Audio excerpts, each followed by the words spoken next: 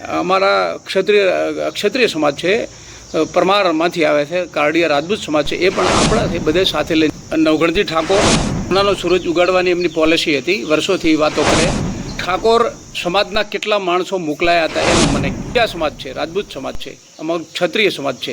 રાજ્યસભામાં જે ખાલી પડેલ બેઠકોમાં ક્યાંક ને ક્યાંક ઠાકોર સમાજ તેમજ અન્ય સમાજને જે ટિકિટો ના આપતા, આવું નવઘણજી ઠાકોરે જણાવ્યું, અને ઠાકોર સમાજને ટિકિટ ના આપતા નવઘણજી ઠાકોરે પણ ઠાકોર સમાજની અવગણના થઈ હોય તેવું નવઘણજી ઠાકોરે જણાવ્યું. અને નવઘણજી ઠાકોરના નિવેદન બાદ કાગોળ ગામના ભાજપના કાર્યકર્તા અને માજી સૈનિક જે બળવંતજી ઠાકોર છે તેઓએ પણ આ જે નવઘણજી ઠાકોરે જે નિવેદન આપ્યું, આ નિવેદનનો જવાબ આપતા એક પ્રતિક્રિયા આપી. બળવંતજી ઠાકોરનો એક વિડીયો હાલ સોશિયલ મીડિયામાં વાયરલ થઈ રહ્યો છે અને બળવંતજી ઠાકોર શું કહી રહ્યા છે એ પણ સાંભળીએ. નમસ્કાર. વંદે માતરમ, જય હો ભાજપા. આજે હું બળવંતજી ઠાકોર, ભારતીય જનતા પાર્ટીનો કાર્યકર્તા અને માજી સૈનિક SSB, હું બનાસકાંઠા, પાટણ અને ઉત્તર ગુજરાતના નાગરિકોની સામે પ્રસ્તુત થયો છું. એના 2-3 મુદ્દા છે. મારી લાઈફ હંમેશા પોઝિટિવ હોય છે. કોઈ વાત હોય, મારી ભારતીય જનતા પાર્ટીના વિરુદ્ધની વાત હોય કે લોકતંત્રના વિરુદ્ધની વાત હોય, લોકોને નુકસાન કરતાવાળી વાત હોય, તો એનો જવાબ આપો, એનો રિપ્લાય આપો, આ એક ભાજપાના નાના કાર્યકર્તા તરીકે મારું કર્તવ્ય બને છે. એટલા માટે હું આપની સામે ઉપસ્થિત થયો છું.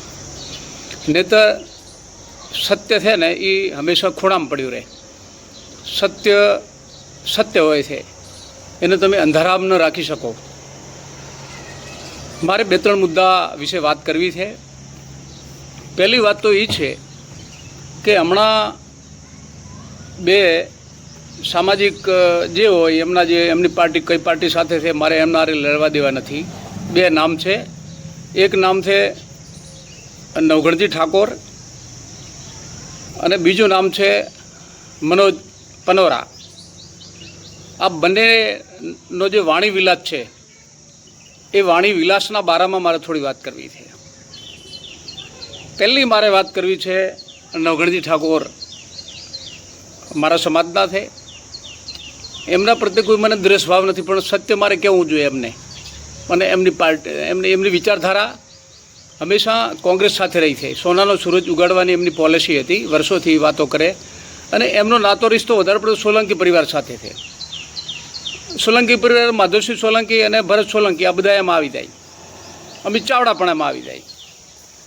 એટલે એ એમના માટે થોડું વાતો કરે, એ એમનો વિષય છે. પણ મારે એમને વાત કરવી છે કે જ્યારે સોલંકી પરિવાર આ ગુજરાતમાં રાજ કરતો હતો, એવા ટાઈમે તમે રાજ્યસભામાં ઠાકોર સમાજના કેટલા માણસો મોકલાયા હતા એનું મને કહો. તમે અત્યારે ભારતીય જનતા પાર્ટીની વાત કરો છો. ભારતીય જનતા પાર્ટીનો ઇતિહાસ બહુ ગહેરો અને રાષ્ટ્રવાદ છે. રાષ્ટ્રવાદ અમારા નેતાઓના હૃદયમાં છે અને રાષ્ટ્રવાદ અમારા નાના કાર્યકર્તાના દિલમાં છે. એટલે હું તમને દાખલો આલું કે અમારા મહેસાણાના વતની આદરણીય જુગલભાઈ ઠાકોર, એમને રાજ્યસભામાં મોકલેલા. આદરણીય નટુજી ઠાકોર સાહેબ, એમને રાજ્યસભામાં મોકલેલા. અને અત્યારે નટુજી ઠાકોર સાહેબ અમારા ગૌરવશાળી નેતા છે અને અત્યારે પાર્લામેન્ટરી બોર્ડના મેમ્બર છે. આ ભારતીય જનતા પાર્ટી કરી શકે મિત્ર નવઘણજી ઠાકોર સાહેબ. એટલે મહેરબાની કરીને ઠાકોર સમાજના અહીં ઘણા બધા ધારાસભ્ય પણ છે. એટલે ભારતીય જનતા પાર્ટી છે ને બહુ ગંભીર પાર્ટી છે, નિર્ણય બહુ ગંભીરતાથી લેતી હોય છે. એટલે આ મારે તમને વાત કરવી છે. વધારે પડતું નથી કહેતો, પણ મારે મનોજ પનોરાના બારામાં વાત કરવી છે. મનોજ પનોરા હમણાં કહેતા હતા કે પાટીદાર સમાજને અવગણના થઈ છે. મિસ્ટર મનોજ પનોરાજી, આપ ક્યાંના વતની છો? સુરત કે સૌરાષ્ટ્રમાંથી જ્યાંથી આવો છો એનાથી મારે લેણા દેણા નથી. પણ હું તમને કહેવા માગું છું કે અત્યારે આ ગુજરાતનું સર્વોચ્ચ પદ છે, એ અત્યારે પાટીદારના હાથમાં છે. જેમને હું બહુ સજ્જન વ્યક્તિત્વ ગણું છું, બહુ અમારા સૌ માટે એક આદરણીય છે, વંદનીય છે એવા ભૂપેન્દ્રભાઈ પટેલ સાહેબ મુદ્દુ મુખ્યમંત્રી છે, આ ગુજરાતના વિકાસ માટે બહુ મક્કમ છે, આવા વ્યક્તિ અત્યારે ટોચની સત્તા ઉપર બેઠા છે. અમારા ઉત્તર ગુજરાતથી આદરણીય ઋષિકાંત પટેલ સાહેબ પણ કેબિનેટ મંત્રી છે, એક સારામાં સારું એમની પાસે પદ છે. આદરણીય જીતુભાઈ વાઘેલા સાહેબ, જીતુભાઈ પટેલ એ પણ એક કેબિનેટ મંત્રી છે. આવા તો ઘણા બધા નામ છે. પાર્લામેન્ટમાં આદરણીય રૂપાલા સાહેબ, આદરણીય મનસુખ માંડવિયા સાહેબ પણ એ અત્યારે મંત્રી છે. એવા તો કેટલાય ધારાસભ્યો છે. આદરણીય નીતિન કાકા અત્યારે પાર્લામેન્ટરી બોર્ડના મેમ્બર છે, નાયબ મુખ્યમંત્રી રહી ચૂક્યા છે. એમણે ભારતીય જનતા પાર્ટીએ ઘણું આપ્યું છે. અત્યારે જે મહત્ત્વનું પદ છે પાર્લામેન્ટરી બોર્ડમાં એમાં છે. એટલે મનોજ પનોરાજી, તમારો જે વાણી વિલાસ છે એને બ્રેક મારો. હું તમને પાટીદારો પ્રત્યે ભારતીય જનતા પાર્ટીને કેટલો પ્રેમ છે એનો એક દાખલો આલું. અમારા ભારત દેશના સૌથી શક્તિશાળી નેતા, ઉત્તર ગુજરાતના વતની, જેને અમે બહુ અમારા સબકુછ માનીએ છીએ, અમારા હૃદયમાં એમના પ્રત્યે ભાવ છે, આત્મા સો પરમાત્મા એટલે ભગવાનની તરફ અમે માનીએ છીએ એમને, વંદનીય અમિતભાઈ સાહેબને. એ અમિતભાઈ સાહેબ જ્યારે હમણાં અમદાવાદમાં આવ્યા, પાટીદાર સમાજના કોઈ શૈક્ષણિક મોટા સંકુલ ઊભો કર્યો છે 1000 કરોડ કે 500 કરોડના ખર્ચે. એની અંદર એમણે જાહેરમાં કીધેલું કે પાટીદારો 75 વર્ષના ઇતિહાસમાં ભારત દેશમાં, આખા ભારતમાં હું ફરું છું, પણ વધારેમાં વધારે ડેવલપ કરવામાં જેમનું યોગદાન છે એ ખમીરવંતો પાટીદાર સમાજ છે. આજે પણ હું કહું છું, હું એક નાના કાર્યકર્તા તરીકે છું, વંદનીય અમિતભાઈ સાહેબે કીધેલું છે, પણ હું કહું છું કે પાટીદાર સમાજ છે ને એ બહુ ગૌરવશાળી સમાજ છે, કોઈને આપવાવાળો સમાજ છે, ગુજરાતના વિકાસમાં મોટું યોગદાન છે, હજારો લોકોને તેઓ રોજગારી આપે છે. એટલે પાટીદાર સમાજ છે બહુ ગૌરવવંતો સમાજ છે. સરદાર વલ્લભભાઈ પટેલની જે વિચારધારા હતી એ વિચારધારા એમના હૃદયમાં છે. એટલે મનોજ પનોરાજી, સમાજને બદનામ કરવાનો બંધ કરો અને તમારો જે વાણી વિલાસ છે વિપક્ષની ભૂમિકા તરીકે ન હતો. અને ખાસ કરીને આવી જે વાણી વિલાસ છે ને એ બહુ આ વિસ્તારના, આ ગુજરાતના હિત માટે સારી વાત નથી. કારણ કે આપ જાણો છો કે પાટીદારો અત્યારે ટોપ લેવલમાં છે. 4-5 તો પાર્લામેન્ટ મેમ્બર છે. મહેસાણા છે, આણંદ છે, ત્યાંના જે સાંસદ સભ્યો છે સૌરાષ્ટ્રમાંથી છે, એ પાર્લામેન્ટમાં છે. તમે રાજ્યસભાની વાત કરો છો, રાજ્યસભામાં દરેક સમાજને મહત્ત્વ આપવું જોઈએ. અમારી ભારતીય જનતા પાર્ટીના વિચારોમાં છે સબકા સાથ સબકા વિકાસ, આ પોલિસી છે. હું તમને દાખલો આલું કે એક નાનો વર્ગ છે, રાઠવા સમાજ, આદિવાસી સમાજમાંથી આવે છે, સાથે સાથે પરમાર જે કાળિયા સમાજ છે, રાજપૂત સમાજ છે, અમારો ક્ષત્રિય સમાજ છે, એમાંથી આવે છે. જે સથવારા સમાજ છે એ નાનો સમાજ છે, એમાંથી આવે છે. સાથે સાથે અમારા શુકલ જે બ્રાહ્મણ છે એ ઉત્તર ગુજરાતમાંથી આવે છે. અને આ ભારતીય જનતા પાર્ટીને મજબૂત કરવાનું અથવા શરૂઆતના તબક્કામાં સંઘર્ષ કરનારો, ભારતીય જનતા પાર્ટીને પાણી સીંચનારો કોઈ સમાજ હોય શરૂઆતમાં એ બ્રાહ્મણો છે. આ ઇતિહાસ ગવાહ છે, હું નથી કહેતો, ઇતિહાસ બોલે છે. અને બ્રાહ્મણોએ ભારતીય જનતા પાર્ટીને મજબૂત કરવા માટે એમનો લોહી પસીનો રેડ્યો છે. પાટીદાર સમાજ તો ખરો, પાટીદાર સમાજની હું વાત નથી ઠુકરાવતો, એ પણ છે, પણ સાથે સાથે બ્રાહ્મણોને અવગણી ન શકાય. સથવારા સમાજ નાનો છે પણ છતાં એમને અવગણી ન શકાય. રાઠવા બિલકુલ 40-50 વર્ષના ગાળા દરમિયાન આ ચારેય યુવાનો આવ્યા છે. હું એમને દિલથી અભિનંદન પાઠવું છું. સાથે સાથે મારે એક બીજી દુઃખ સાથેની વાત કરવી છે. મારા જિલ્લાનું ગૌરવ,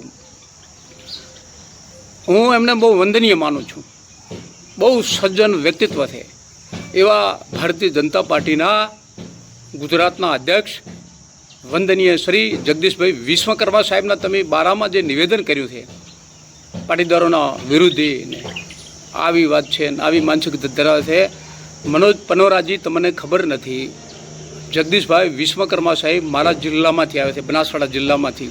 1947 પછી પહેલાં વહેલા મારા જિલ્લાને પ્રતિનિધિત્વ મળ્યું છે. અને એ પણ એક નાના સમાજમાંથી આવે છે. પંચાલ સમાજ જે નાનો સમાજ અને ખમીરવંતો સમાજ, કોઈના પ્રત્યે એમને આઘાપાછી કરવાની પોલિસી નહીં, એવો વિશ્વકર્મા પંચાલ સમાજ છે.